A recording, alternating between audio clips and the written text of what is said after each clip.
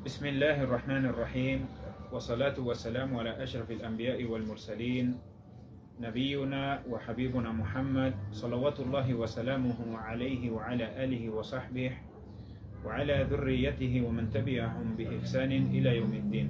اللهم علمنا ما ينفعنا وانفعنا بما علمتنا وزدنا علما. اللهم لا علم لنا إلا ما علمتنا إنك أنت العليم الحكيم. En el nombre de Allah, el misericordioso, el compasivo, que la paz y las bendiciones de Allah sean con el profeta Muhammad sallallahu alaihi wasallam, con su familia, con sus compañeros y con todo aquel que siga su camino hasta el día del juicio final. Pido a Allah subhanahu wa ta'ala que nos permita seguir aprendiendo de todo lo que es beneficioso para nosotros, que nos conceda el beneficio de todo lo que vamos aprendiendo y que aumente nuestro conocimiento. Allahumma amin. Assalamu alaikum wa rahmatullahi wa barakatuh, hermanos y hermanas. Bienvenidos a la continuación, a una transmisión más de esta serie de clases que habíamos iniciado hace unas semanas atrás, pero que hemos tenido una larga pausa. Hemos tenido una larga pausa por distintos motivos, por salud, por algunas ocupaciones que hubo las últimas semanas, porque estamos en vilo por la situación, esta situación que viven nuestros hermanos en Gaza nos ha mantenido ocupados en otras cosas. Pedimos a Allah subhanahu wa ta'ala que otorgue una pronta victoria a nuestros hermanos en Gaza. Pedimos a Allah subhanahu wa ta'ala que otorgue salvación, que otorgue consuelo al pueblo de Gaza, al pueblo oprimido de Gaza, al pueblo oprimido de Gaza. Que Allah subhanahu wa ta'ala acepte a nuestros mártires, que Allah subhanahu wa ta'ala acepte los mártires, el esfuerzo, que acepte la paciencia y que recompense enormemente al pueblo de Gaza. Que Allah subhanahu wa ta'ala le otorgue la victoria que tanto le ha prometido al Islam y a los musulmanes. Hermanos, son días en los cuales vivimos entristecidos, sin ninguna duda, días de mucha tristeza, por lo que vemos día a día. Hoy mismo se cometió un nuevo atentado contra una zona de refugiados. Día tras día, el pueblo de Gaza sufre tormentos. Día tras día, el pueblo de Gaza sufre persecuciones, sufre matanzas, sufre un genocidio, que es como debe llamarse, sin pelos en la lengua. ¿Sí? Sufre un genocidio, el inocente pueblo de Gaza está sufriendo y el mundo entero calla. Allah subhanahu wa ta'ala es su protector, que Allah subhanahu wa ta'ala es quien les dará la victoria, sin ninguna duda. Pedimos a Allah subhanahu wa ta'ala que tenga misericordia del pueblo de Gaza, que sea su escudo ante el opresor, que sea su protector, que proteja a los niños, a las mujeres, a los ancianos, que proteja sus vidas, sus propiedades, que proteja su honor y que le dé una pronta victoria al pueblo de Gaza. Hermanos, a pesar de todo esto, nosotros debemos continuar con nuestra clase. Y nosotros nos habíamos detenido en el consejo número 2. Recordemos que esta serie de pequeñas charlas es sobre 40 consejos para la felicidad del hogar, o 40 consejos para el hogar musulmán. Habíamos hablado ya de 2 consejos anteriores: el elegir al cónyuge correcto, el esforzarse en guiar al cónyuge, en siempre aconsejar la verdad, practicar el din, todo lo que implique aconsejar al cónyuge a la rectitud, ¿sí? A buscar la rectitud. El consejo del día de hoy, el número 3, es esforzarse en hacer del hogar un lugar donde se viva el recuerdo de Allah subhanahu wa ta'ala. Hacer del hogar un lugar para rememorar a Allah subhanahu wa ta'ala. El profeta Muhammad sallallahu alaihi wasallam dijo en una ocasión: la casa en la cual se recuerda a Allah, el ejemplo de la casa en la que se recuerda a Allah y el ejemplo de la casa en la que no se recuerda a Allah es como el ejemplo de los vivos y de los muertos. Entonces, el profeta Muhammad sallallahu alayhi wa sallam compara una casa en la que se recuerda constantemente a Allah subhanahu wa ta'ala, en la que se practica el dhikr. Y cuando decimos el dhikr estamos hablando del cumplimiento del salat, de la lectura del Sagrado Corán, de la lectura de la Sunna, de la lectura de la sira, de la vida del profeta sallallahu alaihi wasallam, todo lo que implique recuerdo de Allah subhanahu wa ta'ala, todo lo que le ayude al creyente a incrementar su fe, todo lo que le ayude al creyente a tener presente a Allah subhanahu wa ta'ala en cada momento de su vida. Entonces el profeta sallallahu alaihi wasallam compara el hogar donde se practica el dhikr con los vivos, como aquellos que están vivos realizando acciones. Y compara la casa en la que no se recuerda a Allah subhanahu wa ta'ala con los muertos, ya que los muertos no tienen oportunidad de hacer nada, no hay acciones para ellos. Entonces, de la misma manera, dijo el profeta sallallahu alaihi wasallam, es el ejemplo de aquella casa en la que no se recuerda a Allah subhanahu wa ta'ala. Entonces nosotros, como musulmanes, entendemos claramente que el matrimonio, la fundación de un hogar, debe basarse en el temor de Allah subhanahu wa ta'ala. La fundación de un hogar a través del matrimonio entre un hombre y una mujer, tal como Allah subhanahu wa ta'ala lo ha legislado, es para lograr la complacencia de Allah subhanahu wa ta'ala. Es para lograr la complacencia de Allah subhanahu wa ta'ala. Hace unos días mencionaba en una pequeña charla que el matrimonio en sí, el concepto del matrimonio en el Islam, cumple con preservar las 5 cosas por las que Allah subhanahu wa ta'ala envió la revelación. El matrimonio cumple con preservar las 5 cosas por las que Allah subhanahu wa ta'ala envió la revelación. Allah subhanahu wa ta'ala envió la revelación para preservar el din, para preservar la vida, para preservar la familia, el linaje, para preservar la razón y para preservar la propiedad. Y es dentro del marco del matrimonio en los que se preserva de mejor manera estas 5 cosas. Se preserva el din, por supuesto, porque a través del matrimonio y a través del recuerdo de Allah subhanahu wa ta'ala en el hogar se preserva el din. Se preserva el din. ¿Se preserva la vida? Sí, porque a través del matrimonio que Allah subhanahu wa ta'ala ha legislado, se preserva la vida, se reproduce vida, se procrea dentro del marco del matrimonio como Allah subhanahu wa ta'ala le complace. ¿Se preserva la razón? También. Solo en el matrimonio es que uno encuentra el verdadero sosiego.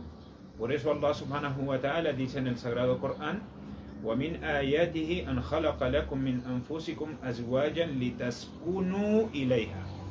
Y el aya continúa: وَجَعَلَ بَيْنَكُمْ مَوَدَّةً وَرَحْمَةً إِنَّ فِي ذَلِكَ لَآيَاتٍ لِقَوْمٍ يَتَفَكَّرُونَ. Y por cierto que entre sus signos, dice Allah alabado sea, y por cierto que entre sus signos está el haber creado de entre ustedes a sus cónyuges, para que encuentren en ellas sosiego, para que encuentren en ellas tranquilidad, para que preserven la razón. Y es que antes del matrimonio, fuera del matrimonio, mientras uno no alcanza el matrimonio, la vida matrimonial, entonces uno está intranquilo, uno está, como dirían algunos, yendo por aquí, yendo por allá, viviendo la vida sin límites. Pero cuando uno finalmente logra el matrimonio, encuentra la tranquilidad. Se preserva la propiedad, por supuesto. Allah subhanahu wa ta'ala prohibió la usura, prohibió el robo y prohibió todo medio por el cual se violente la propiedad de los demás. En el marco del matrimonio se preserva la propiedad. Una de las mejores instituciones en las cuales se preserva la propiedad de uno es dentro del marco del matrimonio. Entonces, como vemos, el matrimonio la vida matrimonial en el Islam, en el concepto de familia, se preservan estas 5 cosas por las que Allah subhanahu wa ta'ala envió la revelación. Entonces, como musulmanes, decía que como musulmanes nosotros sabemos que al formar un hogar, en el concepto de matrimonio en el Islam, se debe hacer buscando la complacencia de Allah subhanahu wa ta'ala. Y si uno tiene como objetivo lograr la complacencia de Allah subhanahu wa ta'ala, entonces será constante en el recuerdo de Allah subhanahu wa ta'ala dentro de su hogar, para educarse uno mismo, para educar al cónyuge o a la cónyuge, para educar a los hijos, para enseñarles el Islam, enseñarles el salat, enseñarles a ayunar en Ramadán, enseñarles los modales del Islam, a compartir lectura del Corán, compartir lectura de la Sunna, etcétera, etcétera. Todo esto, el profeta Muhammad sallallahu alaihi wasallam dijo: nadie se presentará ante Allah subhanahu wa ta'ala el día del juicio final con un pecado más grande que el haber dejado a su familia en la ignorancia. Y es que buscar el conocimiento juntos en el hogar también es parte de lo que se entiende como dhikr, como recuerdo de Allah subhanahu wa ta'ala. Debemos también nosotros entender que debemos convertir nuestros hogares en lugares donde Allah subhanahu wa ta'ala sea recordado constantemente. Eso es la clave, en resumen, de la clase de hoy. Tener bien claro, entender bien claro que nosotros debemos convertir nuestros hogares en lugares donde se recuerde constantemente a Allah subhanahu wa ta'ala, y de esa manera lograr ser comparados con los vivos, como lo dijo el profeta Muhammad sallallahu alaihi wasallam, y no con los muertos, dejando nuestro hogar libre, ajeno al recuerdo de Allah subhanahu wa ta'ala. Debemos pasar el tiempo durante el salat, leyendo el Corán, repito una vez más, teniendo discusiones sobre temas islámicos, ¿sí? Interesándonos por los asuntos también de los musulmanes, ¿sí? Todo esto forma parte del recuerdo de Allah subhanahu wa ta'ala. ¿Cuántos hogares musulmanes están dentro de lo que el profeta sallallahu alaihi wasallam definió como es el ejemplo de los muertos, la casa en la que no se recuerda a Allah subhanahu wa ta'ala? ¿Cuántos hogares musulmanes están dentro de esta calificación? Están considerados muertos, porque no hay en estos hogares recuerdo de Allah, no hay en estos hogares cumplimiento del salat, no hay en estos hogares recitación del Corán.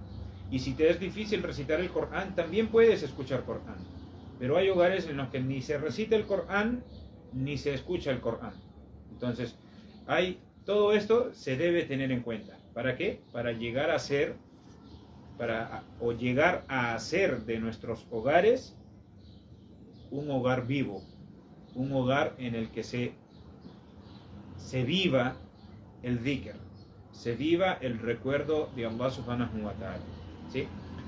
Lamentablemente, muchos hogares musulmanes, en vez de pasar su tiempo en el recuerdo de Allah subhanahu wa ta'ala, pasan el día entero o pasan el tiempo completo ocupados con distracciones mundanales como la música, entre otras cosas, ¿sí? Si no es que caen en un error más grave aún, que es el cometer pecados, cometer acciones que Allah subhanahu wa ta'ala ha prohibido. Entonces, hermanos, el tercer consejo que nos ha tocado hablar el día de hoy es convertir nuestros hogares en lugares donde nosotros recordemos a Allah subhanahu wa ta'ala constantemente. Quiere Allah subhanahu wa ta'ala hacernos entender, hacernos ver la verdad y hacernos de aquellos que al escuchar la verdad se apresuran a cumplirla, se apresuran a seguirla. Que Allah subhanahu wa ta'ala nos permita mejorar cada día como musulmanes, que Allah subhanahu wa ta'ala nos permita revivir nuestros hogares, llenarlos de dhikr, y en particular, y aprovechando este momento, llenen sus hogares de dhikr, y recuerden también que la súplica, que el dua también es un acto de adoración, y además el dua es nuestro verdadero arma. Nuestra verdadera arma es el dua. nuestra verdadera arma, hermanos, es el dua. Y todos los hogares, si es que no son todas las mezquitas, todos nuestros hogares deberían estos días en particular, y todo el año en general, pero en particular estos días que nuestros hermanos están sufriendo lo que están sufriendo, nuestros hogares deberían llenarse de constante súplica por la salvación de nuestros hermanos en Palestina. El dua, dijo, está mencionado en la sunna que el dua es el arma del creyente. Hay una pequeña rima que dice en árabe: atahza'u bid-du'a'i wa tazdarihi wa ma tadri ma tasna'u ad-du'a hiya sihamu al-layli la tukhti walakin laha ajalun wa lil ajali inqidha. Que significa: desdeñas y te burlas, menosprecias el dua, es que no conoces cuánto puede hacer el dua. Dice luego, el dua son como las flechas que van por la noche y no fallan. Fíjense, lanzar una flecha de día con la posibilidad de fallar es entendible, es aceptable, pero dice, es como las flechas que van de noche y aún así no fallan. Y es que el dua, hermanos, el dua no falla. Y al final dice el último verso dice, pero tiene un tiempo determinado, tiene un tiempo, pues Allah a todo le ha dado un tiempo determinado. Entonces, hermanos, hay momentos en los que nosotros debemos hacer dua, hay momentos muy buenos en los que nosotros debemos aprovechar para hacer dua.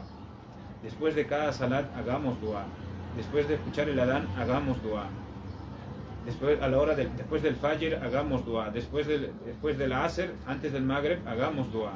El dua es el verdadero arma del creyente, y nuestros hermanos que están sufriendo allá en Gaza, allá en Palestina, necesitan de nosotros nuestro dua. Lo mínimo que nosotros podemos darle a ellos es nuestro dua constante, no dejar nuestro dua para nada.